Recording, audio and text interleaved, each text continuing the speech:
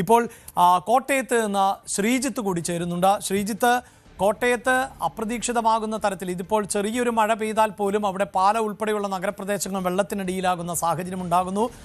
ഇന്നലെ ശ്രീജിത്ത് ഈ സമയത്ത് റിപ്പോർട്ട് ചെയ്യുമ്പോൾ പോലും പറഞ്ഞത് പല വീടുകളിലേക്കും ആളുകൾക്ക് തിരികെ എത്താൻ പറ്റിയിട്ടില്ല, വീടുകളുടെ ക്ലീനിങ് ജോലിയിലേക്ക് പോലും കടക്കാൻ പറ്റിയിട്ടില്ല എന്നതാണ്. അതിനിടയിലാണ് ഇപ്പോൾ ഈ മഴ മുന്നറിയിപ്പ് വന്നിട്ടുള്ളത്. ഇനിയും മഴ ശക്തിപ്പെടാനുള്ള സാധ്യത നമുക്ക് തള്ളിക്കളയാനാകില്ല. ശ്രീജിത്ത്, എന്താണ് ഈ കോട്ടയത്തെ ഒരു പശ്ചാത്തലം? കോട്ടയത്ത് നിന്ന് മഴ പെയ്യുന്നുണ്ടോ?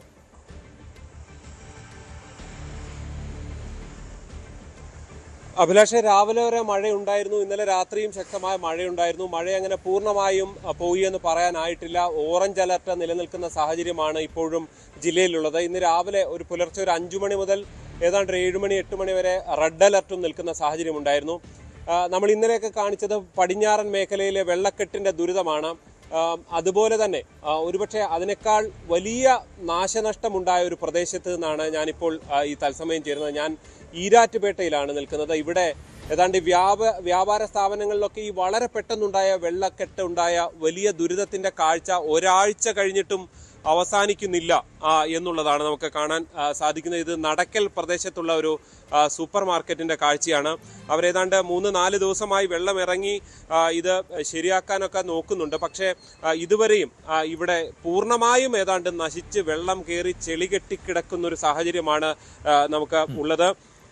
ഒരുപാട് സ്റ്റോക്ക് ഉണ്ടായിരുന്ന സാധനങ്ങളാണ്, സൂപ്പർ മാർക്കറ്റ് ആയിരുന്നു. പക്ഷേ അതെല്ലാം പൂർണ്ണമായും നശിച്ചു പോകുന്ന നിലയിലേക്കാണ് കാര്യങ്ങൾ എത്തിയത്. ഇത് കേവലം ഒരു സൂപ്പർ മാർക്കറ്റിന്റെ മാത്രം അവസ്ഥയല്ല, ഈ മേഖലയിലുള്ള കടകളുടെ ഒക്കെ ഏതാണ്ട് സ്ഥിതി സമാനമാണ് എന്ന് തന്നെ പറയേണ്ടി വരും. നമുക്ക് ഇപ്പോൾ ഉള്ളത് നമ്മൾ ഈ ഹോജാസ് എന്ന ഒരു സൂപ്പർ മാർക്കറ്റിലാണ്. അതിന്റെ ഉടമ നമ്മോടൊപ്പം ചേരുന്നുണ്ട്. പെട്ടെന്ന് ഒന്നും ചെയ്യാൻ പറ്റിയില്ല അല്ലേ? ഒന്നും ചെയ്യാൻ പറ്റിയില്ല. നമ്മൾ നോക്കി നിൽക്കലെ വെള്ളം കയറി പോവായിരുന്നു. ഒരുപാട് സാധനങ്ങൾ ഉണ്ടായിരുന്നു, ഇപ്പൊ തന്നെ പുറത്ത് കിടക്കുകയാണ്. 85 ലക്ഷം രൂപയുടെ നഷ്ടം കണക്കൂട്ടുന്നുണ്ട്.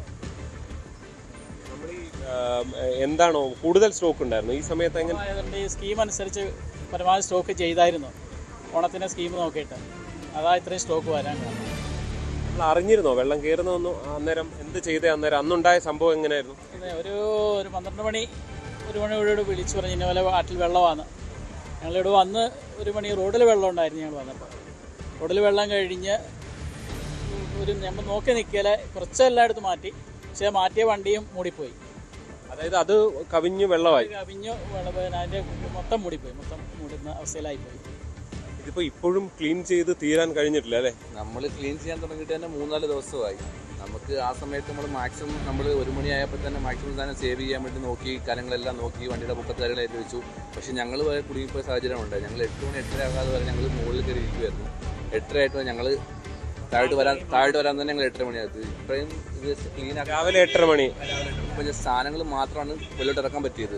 ഇനിയിപ്പോൾ ഇത് ക്ലീനിങ് ചെയ്യാൻ തന്നെ ഇനിയും കുറേ ദിവസങ്ങൾ എടുക്കും. ഇനി ഉപേക്ഷിക്കുക എന്നുള്ളതിനപ്പുറത്ത് ഭക്ഷണ സാധനങ്ങൾ ഉപേക്ഷിക്കുക എന്നല്ലാതെ നമുക്ക് വേറെ ഒന്നും ചെയ്യാൻ ഓപ്ഷൻ ഇല്ല. ഇതിപ്പോൾ സർക്കാർ 10,000 രൂപ ഒരു അടിയന്തര സഹായം പറഞ്ഞിട്ടുണ്ട്. അതെന്ന് പറഞ്ഞാൽ ഈ 75 ലക്ഷമായിട്ട് 10,000 രൂപ എന്ന് പറഞ്ഞാൽ 75 ലക്ഷം രൂപയുടെ 10,000 രൂപ ഒരു സഹായമായിട്ട് കണക്കൂട്ടാൻ പറ്റുമല്ലോ. നമ്മളെങ്ങനെ കൂടുതൽ നഷ്ടപരിഹാരമൊക്കെ തരുമെന്ന് അല്പസമയം മുമ്പ് ഇവിടെ പി കെ ബഷീർ പറഞ്ഞിട്ടുണ്ട്. ഇല്ലെങ്കിൽ എങ്ങനെ മുന്നോട്ട് പോകും? ഇപ്പോൾ 75 ലക്ഷം രൂപ ഒരു വ്യാപാരത്തിനിടയിൽ വീഴുക എന്ന് പറഞ്ഞാൽ ഇപ്പോൾ എങ്ങനെയാണ് നമുക്ക് മുമ്പോട്ട് പോയേ പറ്റുള്ളൂ. ഈ സാഹചര്യം നമുക്ക് എന്തൊക്കെയാണല്ലോ അത് ഓവർകം ചെയ്തേ പറ്റുള്ളൂ. എങ്ങനെയാണെന്നുള്ള കാര്യം ഇപ്പോഴും ഒന്നും ആലോചന ആയിട്ടില്ല. നോക്കിയിട്ട് എങ്ങനെയാണെന്ന് വെച്ചാൽ കാര്യങ്ങൾ ചെയ്യണം. ഇപ്പോൾ വാട്ടർ ടാങ്ക് ഒക്കെ വെച്ച് ക്ലീൻ ചെയ്യുകയാണ് അല്ലേ? വാട്ടർ ടാങ്ക് വെച്ച് ക്ലീൻ ചെയ്യുകയാണ്. ഓഹോ. അഭിലാഷ്, ഇവിടുത്തെ കാഴ്ചകളാണ്, അതിദയനീയമായ കാഴ്ചകളാണ്. ഇവിടെ ഇപ്പോൾ ഏതാണ്ട് ഇതെല്ലാം ഭക്ഷ്യവസ്തുക്കളാണ് പലതും. പക്ഷേ ഏതാണ്ട് പൂർണ്ണമായും ഉപേക്ഷിക്കേണ്ടി വരുന്ന നിലയിലേക്ക്. അഭിലാഷ്, ഇവിടെ 1-ാം തീയതി ഉണ്ടായ ഉരുൾപൊട്ടലിന്റെ ഭാഗമായി ഉണ്ടായ വലിയ വെള്ളക്കയറ്റമാണ് ഇവിടെ ഉണ്ടായത്. ഇവിടുത്തെ ഒരു കാഴ്ച കൂടി ഞാൻ കാണിച്ചു തരാം. ഇവിടെ ഏതാണ്ട് ഞാനിപ്പോൾ നിൽക്കുന്നത് തന്നെ ഇതിനെക്കാട്ടിൽ ആഴത്തിൽ, ഏതാണ്ട് ഞാനിപ്പോൾ നിൽക്കുന്നതിൻ്റെ ഇരട്ടി ഈ ലെവലിൽ വെള്ളം വന്നിട്ടുണ്ടായിരുന്നു ഇവിടെ എന്നുള്ളതാണ്. അതായത് ഒരു തരത്തിലും ഇവരൊക്കെ ചൂണ്ടിക്കാണിച്ച പോലെ ഇതൊരു ബിൽഡിംഗ് ആണ്. ഇതിൻ്റെ മുകളിലത്തെ നിലയിലേക്ക് ഇവർ മാറി മണിക്കൂറുകൾ കാത്തിരിക്കേണ്ടി വന്നു വെള്ളം ഒരല്പം ഒന്ന് ഇറങ്ങിപ്പോകാൻ.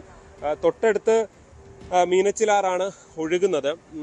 അവിടേക്കൊക്കെ ഈ കടയുടെ മാത്രം അവസ്ഥയല്ല, അവിടേക്കൊക്കെയുള്ള വ്യാപാര സ്ഥാപനങ്ങളുടെ ഒക്കെയും സമാനമായ സ്ഥിതിയാണ് നമുക്ക് കാണാൻ സാധിച്ചത്. ഇതിപ്പോൾ വലിയ ടാങ്കുകളിൽ വെള്ളം കൊണ്ടുവന്ന് കട മുഴുവൻ കഴുകി വൃത്തിയാക്കി ഉള്ളതെല്ലാം ഉപേക്ഷിക്കേണ്ടി വരുന്ന ഒരു അവസ്ഥയിലേക്കാണ് കാര്യങ്ങൾ പോയിക്കൊണ്ടിരിക്കുന്നത്. ഈ കടയാണ് ഒരു പ്രധാന കടയായി ദൃശ്യങ്ങൾ പകർത്തുമ്പോൾ അതിൽ തന്നെ, അതായത് ആ ചെളിപ്പാടുകളിൽ തന്നെ വ്യക്തമാണ് എത്രത്തോളം ഉയരത്തിൽ ആയിരുന്നു വെള്ളം കയറിയത് എന്നത്. അവിടുത്തെ തൂണുകളിൽ ഒക്കെ ചെളി പിടിച്ചിരിക്കുന്നത് കാണാം. അത്രയും ഉയരത്തിൽ നിന്ന് വെള്ളം ഇറങ്ങിപ്പോയതാണ്. ശ്രീജിത്തിലേക്ക് ഞാൻ വരുമ്പോൾ തന്നെ ശ്രീജിത്ത് വ്യാപാരികളുമായി പങ്കുവെച്ചൊരു ആശങ്ക, അതായത് 10,000 രൂപയാണ് അടിയന്തരമായൊരു സഹായം പ്രഖ്യാപിച്ചിട്ടുള്ളത് എന്ന് പറയുമ്പോൾ ശ്രീജിത്ത് തന്നെ. കൂടുതൽ വാർത്തകൾക്ക് news 18 Keralam YouTube channel subscribe ചെയ്യുക.